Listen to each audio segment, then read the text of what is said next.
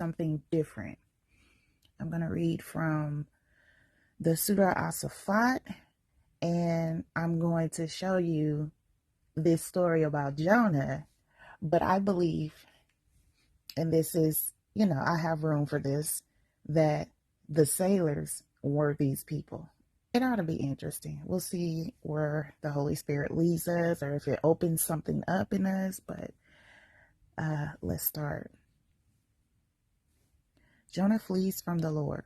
Now the word of the Lord came to Jonah, son of Amittai. Now Amittai, little is known about Jonah's father, but he is mentioned twice. One in 2 Kings 14, chapter 25. It just mentions about Jonah being the son of Amittai and their hometown, which is Gath-Hepher. So little is known about Amittai, besides him being a prophet as well. Verse 2, get up, go to the great city of Nineveh and preach against it, because its wickedness has come up before me.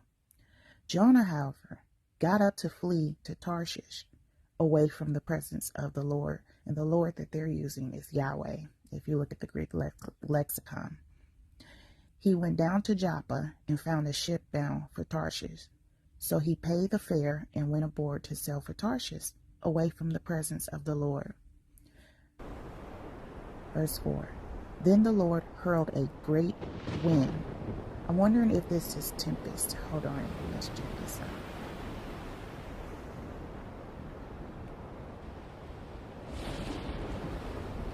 Actually, it's Ruach.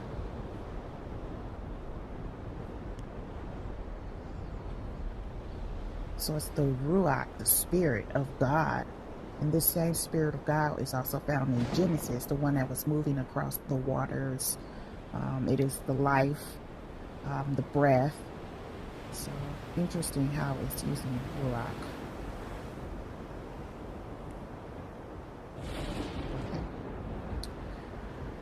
Verse 4 again. Then the Lord hurled a great Ruach upon the sea, and such a violent storm arose that the ship was in danger of breaking apart. The sailors were afraid, and each cried out to his own God. This is why I'm going to read this particular surah from the Qur'an. The sailors, we want to know who these sailors were. The sailors were afraid, and each cried out to his own God. And they threw the ship's cargo into the sea to lighten the load. But Jonah had gone down to the lowest part of the vessel, where he lay down and fell into a deep sleep. That is so synonymous to Jesus falling asleep on the ship during a storm. And the sailors were freaking out. Verse 6. The captain approached him and said, "How can you sleep? Get up and call upon your God. Perhaps this God will consider us so that we may not perish." "Come," said the sailors to one another, "let us cast lots to find out who is responsible for this calamity that is upon us." So they cast lots, and the lot fell on Jonah. Let's look up lots.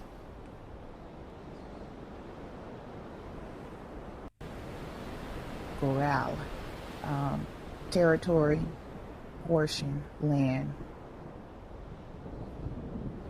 It's also Goral.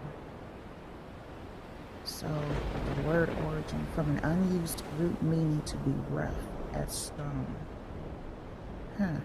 Interesting.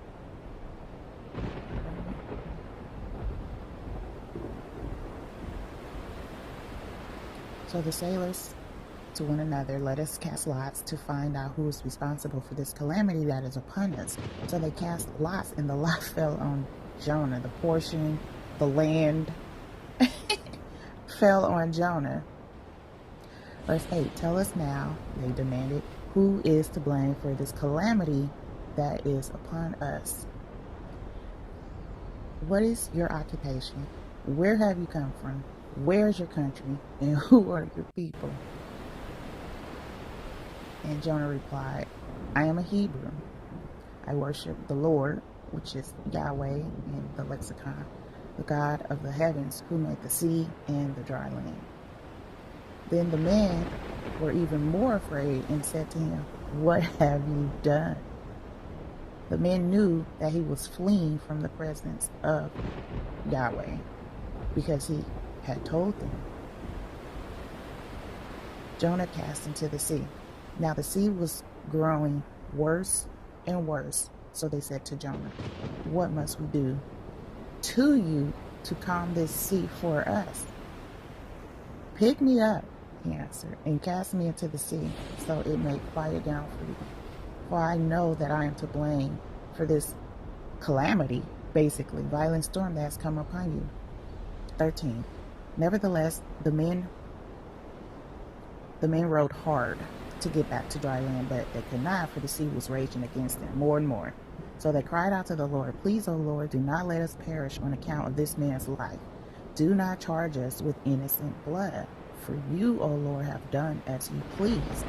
Then they picked up Jonah and cast him into the sea, and the raging sea grew calm. Then the men feared the Lord greatly, and they offered a sacrifice to the Lord and made vows to him. Now the Lord had appointed a great fish to swallow Jonah, and Jonah spent 3 days and 3 nights in the belly of the fish. I'm going to do something unorthodox, and I'm going to switch over to the Surat As Saffat, and we're going to read. So think of it as different camera views. So we're going to read about this from the sailor's point of view. So Surat As Saffat 37, 139. Think of this as the sailors talking. "And Jonah was indeed one of the messengers. Remember when he fled to the overloaded ship. Then to save it from sinking, he drew straws. He drew straws with other passengers. He lost and was thrown overboard. Then the whale engulfed him while he was blameworthy. Had he not constantly glorified Allah." And I just want to explain what the word Allah means. Allah in Arabic means the term used by Muslims to refer to the one God in Islam, but it's also used by Arabic speaking Christians and Jews to refer to the same God. The word is thought to be a contraction of Allah, meaning the God, according to Wikipedia. And I don't always trust Wikipedia, but I do look at the citations and I track the citations that Wikipedia is using. And that's something they teach you in college, to cite your work. So when I'm using Wikipedia, I look for the citations and I follow the thread to make sure that there is several citations that are actually saying the same thing. In Arabic, Allah is a standard word for God. So you got to think about different languages, different cultures when they use the word God. So in Chinese, God can be translated as Shin or Shangdi or Tian, Shin. So, this is the most widely used term for God in the context of the Abrahamic religious. The word means the same, but in a different language is different. Now, I don't go around calling God Allah, but I'm not knocking them for using Allah because it actually means God. So, anyway. Okay, back to Surat As Saffat, and we're starting at 37. "He would have certainly remained in its belly until the day of resurrection.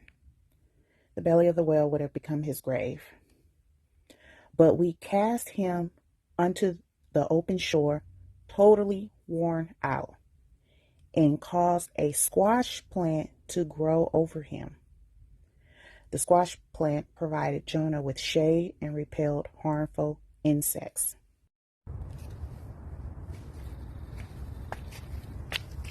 This is a squash plant.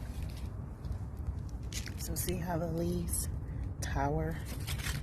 They're big and leafy,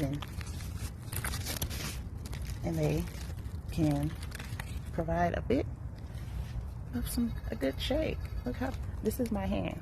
Okay. Look how big that leaf is. Well, apparently, the harmful insects was the one that ate the plant. Anyway, we later sent him back to his city of at least 100,000 people. Now, in our scriptures, the Bible, it said 120,000 people were in the city of Nineveh, who then believed in him. So we allowed them enjoyment for a while. My problem.